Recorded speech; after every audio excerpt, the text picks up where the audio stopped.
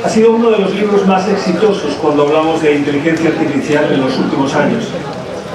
The Weird magazine described this book as a must-read.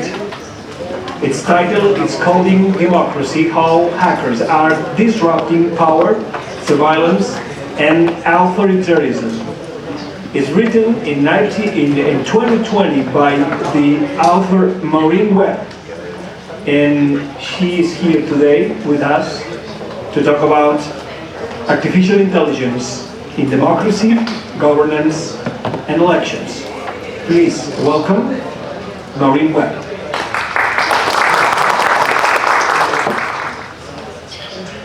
There's an idea that Larry Lessig of Harvard Law School has expounded on.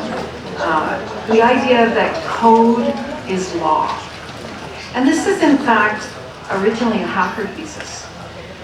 And it means that in a world of ubiquitous computing, the self-executing nature of code will largely determine our relationships and rights, and even our constitutional guarantees if we don't pay attention to it. In other words, the power of code, more than the power of the power of code to create norms, more than the power of law to be able to do so, is going to determine what kinds of societies we live in and whether they end up resembling democracies. And if you doubt this, consider the ineffectiveness of legal privacy regimes to protect us from surveillance capitalism. Now, if code more than law is setting the norms that we're living by, who controls the code? This, for me, is an urgent civics question. There's a struggle taking place right now.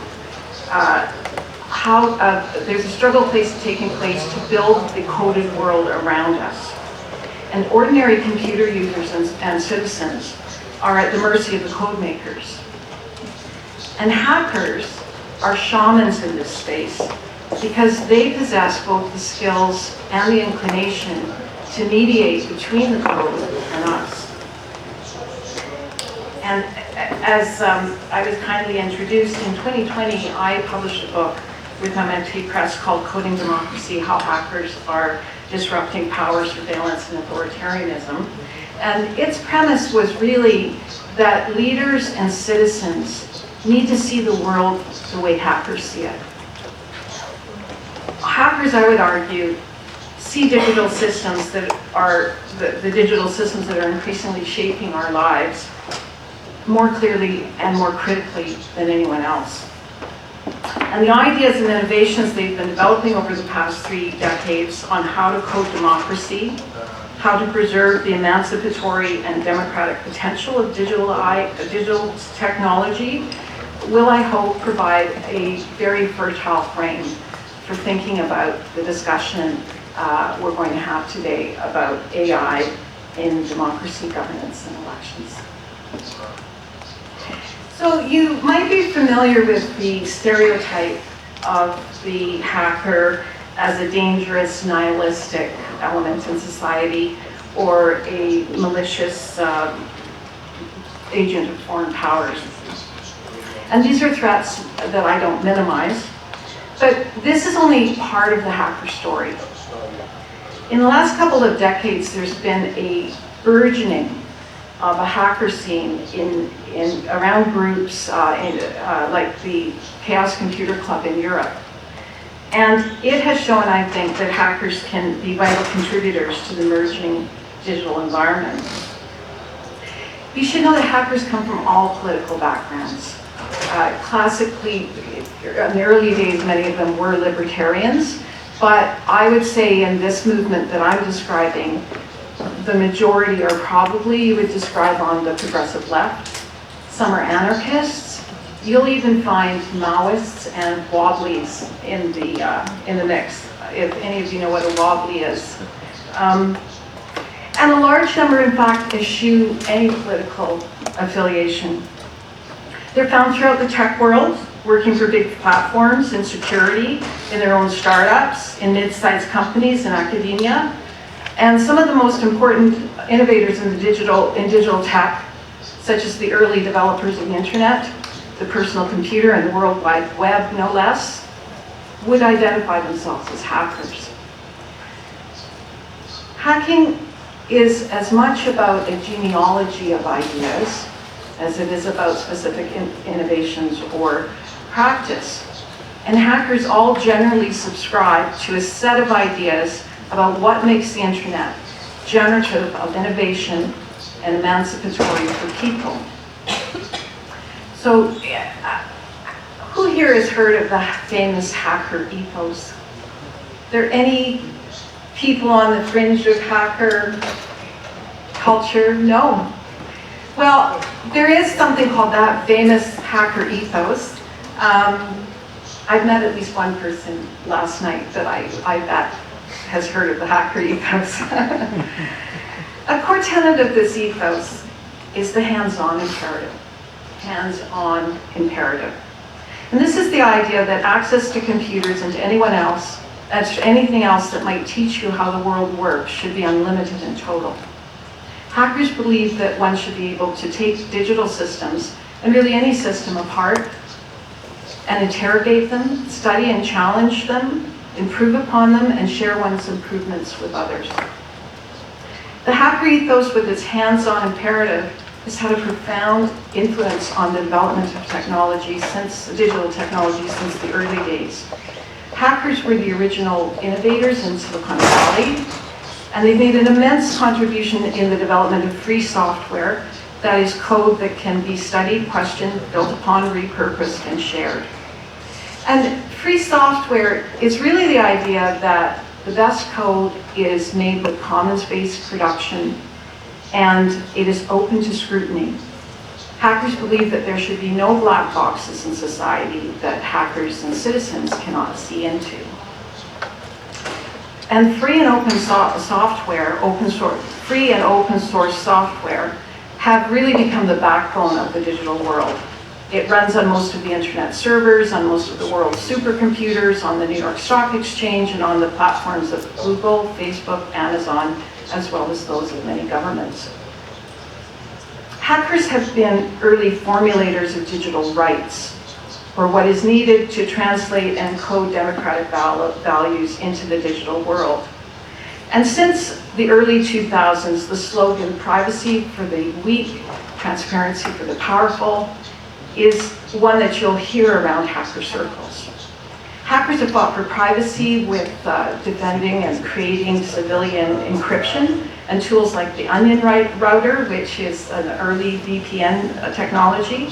They fought for transparency and accountability through WikiLeaks and a plethora of other initiatives, which have exposed government corruption, incompetence, illegality, as well as security and technical flaws in systems. And of course, two of the most momentous hacker stories in the short history of hacking are those of Julian Assange and Edward Snowden. Assange's WikiLeaks, which published leaked information about states and oligarchs that ushered in an age of unprecedented transparency into global politics, and Edward Snowden, who revealed the extent to which the US intelligence agencies were violating privacy around the world. Hackers were key players in the democratic movements of the Arab Spring and Occupy, events that were largely celebrated on the political left and in US government circles at the time. They've been working on tools to upgrade democratic processes with collaborative decision-making projects, some of which you might have heard of, Lumio, Ethelo, Liquid Democracy, Madrid's Council, new political parties like Cinque Stelle in Italy, whom I visited, the pirate parties in many countries, Partido X in Spain, the P2P blockchain parties in Argentina and Australia, which vote only the way citizens tell them to. And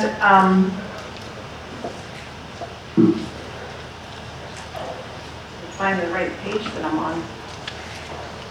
And hackers have been, finally, at the forefront of the fight for net neutrality. Sorry. Oh, I'm sorry, I shouldn't have closed that. Thank you. Hackers have been at the forefront of net neutrality, and perhaps net neutrality is the most important digital and the most pressing digital right or issue today. Net neutrality is something that most users take for granted because it was built into the internet when it was first invented. Conceived as a network of interoperable networks, the early internet gave people a basic code or a set of protocols to connect computers, servers all over the world for the purpose of sharing information. And the net was decentralized in that the servers that made up the networks were numerous and diverse. The net was open and generative of innovation in that anyone could use it, connect their server to it, offer new applications, and contribute to the rich ecology of the whole. In short, the net did not monitor or discriminate against content or users. There were no gatekeepers. As problems become more complex, more existential in the world, we are seeing a great deal more disagreement on how to solve them. And that is only going to increase over this century. Hackers would say the solution is not centralization, but decentralization and local experimentation. Hackers see the dangers inherent in centralized systems of control in the hands of a few, whether control is held on the left or the right. And in fact, most hackers don't think that those traditional political categories pertain to current circumstances. So the progressive hacker movement is all about distributed democracy, distributed decision-making, distributed power, distributed governance. Is the world going in the direction that hackers would like to see it go? Generally, I would say no. Today, the hackers of the early 21st century are, I think, a rather beleaguered group. Snowden remains exiled in Russia. Assange has recently been released, a broken man, and he's made a plea deal that puts the future of the free press in doubt. And hackers' technical innovations have largely been taken over by big corporations, government, and the digital rights that they pioneered that I have just described for you are under assault. What we've learned in the 21st century is that there is an undeniably centralizing and totalizing dynamic to digital tech. And with the onset of more and more sophisticated AI, it's only going to get worse. And let me just define quickly for you what artificial intelligence is. I'm sure people on our panel coming up could define it more technically for you. But broadly, artificial intelligence is that exhibited by machines, especially computers. And it's a field of computer intelligence that enables machines to use knowledge, representation, reasoning, planning, learning, perception, and natural language processing to achieve certain goals. General artificial intelligence, of which you might have heard, is the ability to perform or surpass human intelligence, and there are AI developers with those ambitions. And AI, in fact, is found currently in most of the digital world. We just don't call it AI because it's been there for a while. So in things like search and wayfinding, autonomous vehicles, recommendation systems. But the AI that people are really talking about now when they use that term is the stuff that's been quickly coming on stream called generative AI. So things like ChatGPT, which was released by OpenAI in December of 2022, which works with large language models. So there's been this leap forward, this great leap forward with large language models, which are essentially probabilistic models of natural language, which take huge data sets of text and they generate human text in any language, including code. AI presents immense temptation to engage in social engineering and control. And because governments, for the most part, won't possess the innovation or skill groups to develop new AI tools, they will increasingly be dependent on co-opting the big tech companies. So as the 21st century proceeds, I think what we're going to see is increasing convergence of state and big tech. Code will set the norms, eroding the rule of law. And as code changes norms, there will be calls to change the way we think about democracy and about constitutional rights. And the likely endpoint of the century could well be digital authoritarianism.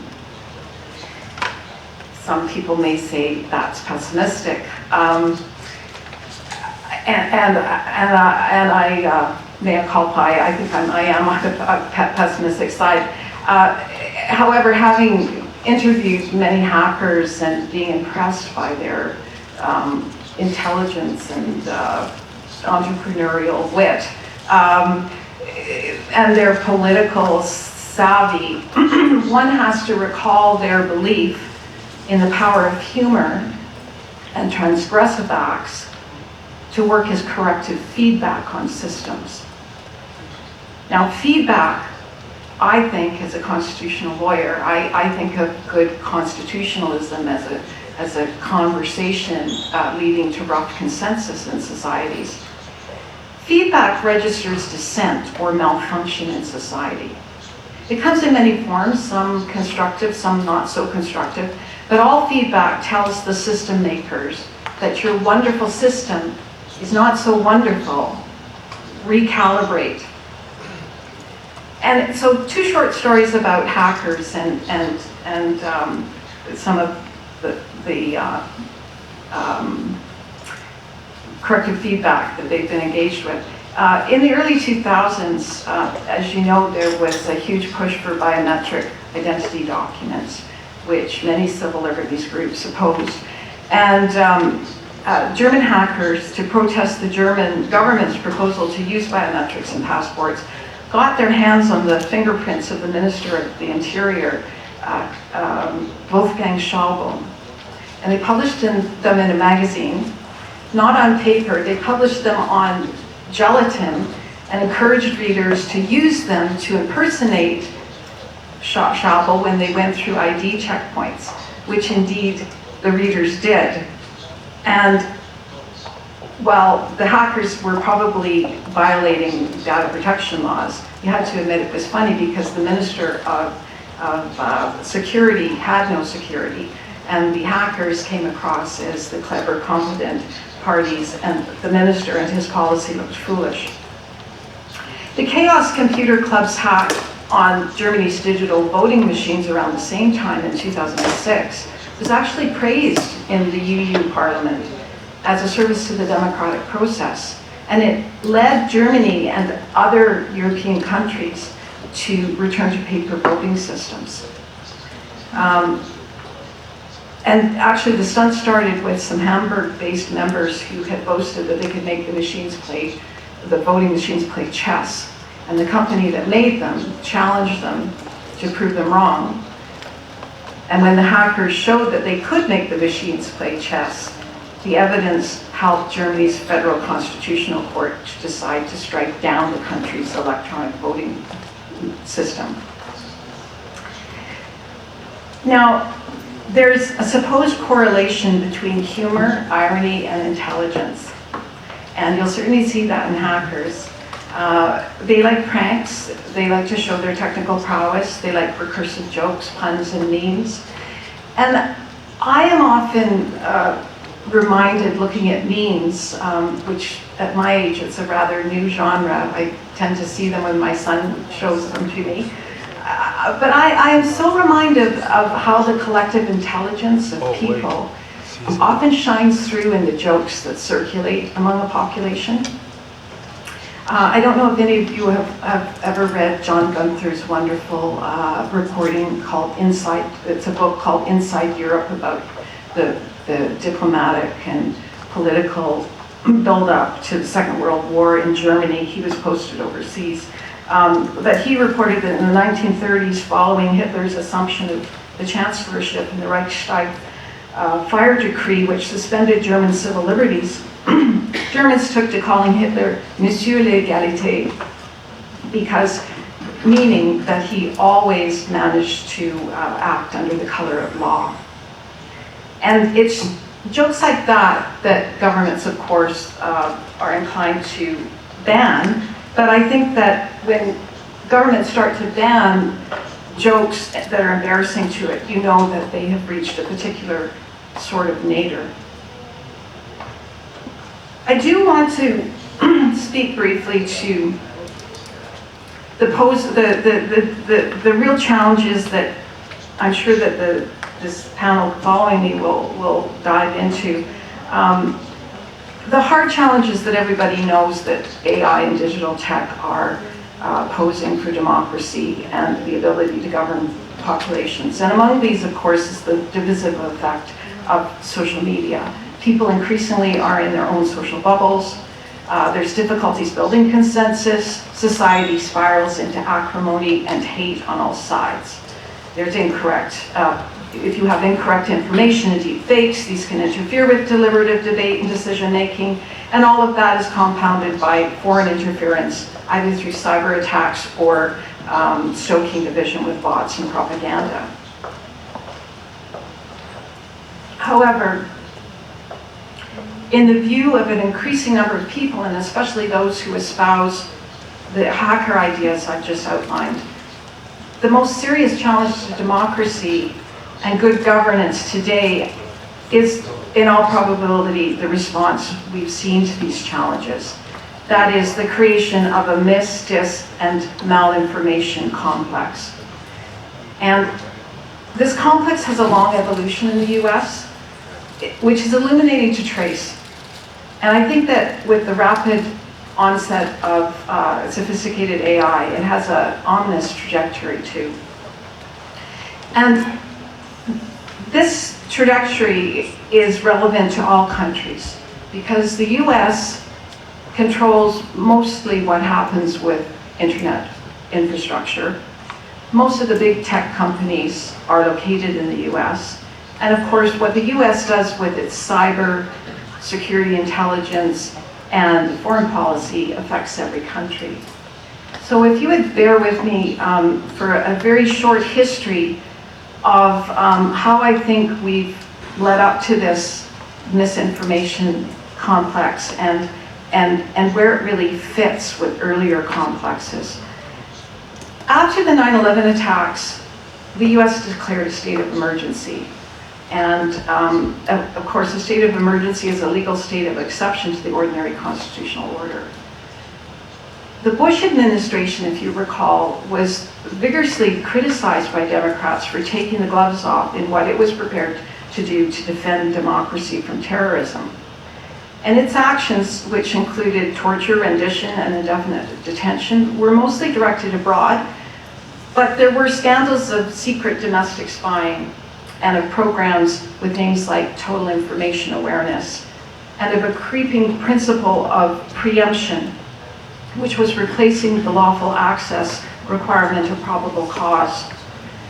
And then later, of course, we heard the Snowden revelations of domestic and international surveillance carried out by the NSA. Legal scholar Orrin Groves, whom I would highly recommend to you, has written compellingly about how states of exception are so damaging to democracies and the rule of law, because they tend to become permanent. They function creep and they metastasize into all legal regimes. And indeed, the emergency declared in 2001 by Bush has recently been renewed by President Biden. With the 2016 election of Donald Trump, the UK Brexit vote, the rise of populism left and right around the world, worries about political polarization and the ability to govern and to maintain the settled arrangements and power structures of the Western rules-based order. As these worries grew, the Democrats found themselves more in alignment with the foreign and security establishment than they had been during the Bush era. And talk began of turning the surveillance powers and security intelligence powers of the state on the domestic population. In the US, this was not legal. In addition to constitutional protections enjoyed by the domestic population, as you know, the CIA, State Department, DOD, NSA, they have the mandates to act abroad, not domestically. But a foreign predicate was found to turn these formidable powers inward on Americans with the Russian interference in the 2016 election and the alleged collusion of the Trump campaign. So tactics that were only permissible to use overseas, and I would imagine people in Latin America and South America have had a whole history of security intelligence tools being turned for regime change in your regions. These tactics that were only permissible to use abroad could be justified to use against Americans where there was a foreign link. And before he left office, Obama signed into law a Countering Foreign Propaganda and Disinformation Act, which set into motion an aggressive domestic information war. In 1961, Dwight Eisenhower famously warned about the dangers of the military-industrial complex. In 2010, the Washington Post, in a series of investigative articles called Top Secret America, described and warned about the dangers of a sprawling security-industrial complex. And a new warning is warranted about the rise of a misinformation or censorship complex, which follows really in the path of these two earlier complexes, which are both extant and both working not only in the United States, but abroad. And we know something about how that complex was built and how it works because of the disclosure we've had through Twitter, more recently through Facebook, disclosure in lawsuits, and the reporting documents of the entities involved. And very quickly, I think it's important to know what's going on.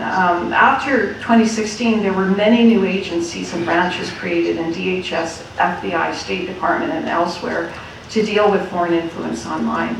And massive amounts of money pouring in to these entities and to NGOs and academic centers focused on misinformation and ways of combating it. And their names and interconnections are legion, too numerous to list here, and might well eclipse the scope of the security intelligence industrial complex created for the war on terror. Thousands of new jobs were created, a new class of experts on misinformation and fact-finding came into being, and numerous initiatives were pursued. For example, in the run-up to the 2020 election, tech companies, including Twitter, Facebook, Reddit, Discord, you name them, met on a monthly basis with the FBI and CISA and other government representatives to discuss how the firms would handle misinformation during the election. And social media and alternative journalism sites were being surveilled in order to flag accounts for censorship. And the flagging, we've learned, was really done on an industrial scale. The government would come with spreadsheets with thousands of flags, and thousands of emails were exchanged with the tech platforms.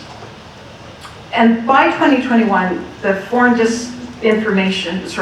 interference justification for censoring Americans fell away from the policy documents, and DHS transitioned to looking more generally at disinformation, misinformation, and what it called malinformation.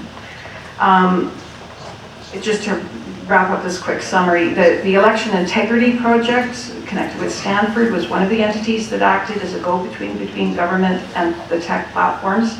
It pioneered a whole-of-society approach, fusing government, bureaucracy, private companies, the civil society, and the media by design. And of course, in a liberal democracy, media and NGOs, academia, are supposed to be the watchdogs and independent of government. between just August and December of 2020, the EIP classified 22 million unique misinformation incidents. And in this mobilization, the tech platforms put up some resistance, but largely complied with the censorship under sustained pressure and the threat that they would lose their legal immunity for content on their platforms. So there's three important things to remember and observe about this complex that I would like you to take away today. The first is that these censorship efforts in the US were not just limited to the 2020 election. This complex would go on to censor and suppress information related to the government's handling of COVID, the origins of COVID, the war in Ukraine, climate change, Hunter Biden's laptop, President Biden's infirmity, the war in Gaza, and criticism of specific officials and institutions. Really, most of the contested policy issues of the Biden regime. And demands came from across government. Almost every government agency, particularly in state and security intelligence, were involved. And even the Treasury and the Census Bureau were flagging information for suppression. Second, the censorship was not limited to obviously erroneous facts. So, for example, someone saying that the election polls were open on a day that they were not open. The approach pioneered by the EIP and others went much further. It encompassed disputed and applied facts, a great portion of which, that's a great portion of what democratic politics consists of. True but inconvenient facts, defined as malinformation, opinion, concerns, even people posing questions online, and yes, jokes and memes embarrassing to the government. And third and last, the creeping war on terror idea of preemption that was so destructive in the early years of the war on terror on the rule of law was reified in the information war concepts of pre-bunking, delegitimatizing, and deplatforming repeat offenders. More subtly, things were not banned outright, but de-amplified using a variety of techniques that could be tuned up and down. This is what's so amazing about this new technology and this new approach, this new censorship. And then if you think of it in light of what technology could do to execute it, the amplification could be tuned up and down and adjusted daily to the news cycle. And there's also reason to believe that some of the psychological methods developed by the CIA, the DoD, and the State Department for use in the war on terror and in the color revolutions abroad were being used on the domestic population. So just to be clear, in constitutional law, the category of free speech does not exclude saying erroneous or even deliberately false things. Also, the Constitution does not allow the government to ask someone to censor something that it itself cannot censor. And really that's because in creating our constitutional concept of free speech, there's an understanding that it would be very dangerous to allow the state to be the ultimate arbiter of truth in any society. And so there's really a lot of scope for people to say what they want in open, free, democratic debate in a democratic society. And I would recommend the 2023 book, Liar in a Crowded Theater by Jeff Kosef, which looks at the American jurisprudence on that, written from a progressive left perspective, but it underlines how broad the right really is. So I don't have time to parse all that I've described to you, but suffice to say that this misinformation complex that is arguably the antithesis of what hackers have said is necessary for coding democracy in the digital world. Manifestly, it's not the decentralization of power. It's not privacy for the weak, nor transparency for the powerful. It's not an open system. It's not net neutrality, which is generative of innovation. In hacker terms, this is not responding to corrective feedback. And there are calls now to make the system global, and steps are rapidly being taken towards this. There are calls to fully automate the system with large language model AI, and steps are being taken towards this. And as I said at the outset, with more and more sophisticated AI, the future is ominous, because AI will operate invisibly. It won't be operating by emails like the EIP did. There potentially could be no trace of this kind of censorship, which is essentially calibrating and orchestrating people's perceptions of the world. AI, there'll be with sophisticated AI, there'll be no limit on the quantity of censorship that can take place. This will be a black box more than ever, because with the machine learning and large data sets that large language models depend on, even the creators won't be able to say what the AI is exactly doing. And this is really a problem in a democratic society, because the legitimacy of decision-making depends on being able to give reasons, to provide due process, to ensure impartiality, and to have individual human beings accountable for the decisions that they make. But will it make governance easier? And here I wrap up. I would just observe from what I know of people, yes, people do rely on narratives. Let me just back up one step. An AI-created infosphere, combined with punishments for saying and thinking the wrong thing, may create compliance, but it will not create trust in the long run. In a complex world, most people they cannot know and judge every truth claim. People do rely on narratives, but if a narrative becomes contradictory or policed, it's not believed. And people do rely on heuristics, such as trusting the opinion of certain authorities or experts, but it takes only a few inconsistencies, lies or manipulation that become obvious to people, and the heuristic becomes, do not trust the government. And I'll end with this. In 2000, Bill Clinton, mocking Chinese efforts to censor the internet, said it was like nailing Jell-O to the wall. And I think that's an excellent metaphor. The AI might make the nails sharper, but it's still going to be Jell-O. And that's my talk for today. Thank you.